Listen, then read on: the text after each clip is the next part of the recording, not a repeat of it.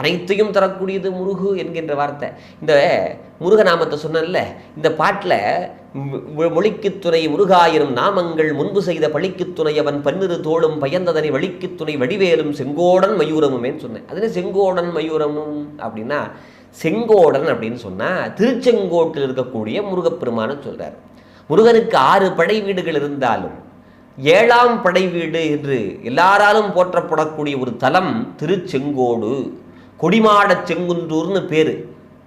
கொங்கு வள நாட்டில் மங்காத புகழ் கொண்டது அங்கே விளங்கக்கூடியது.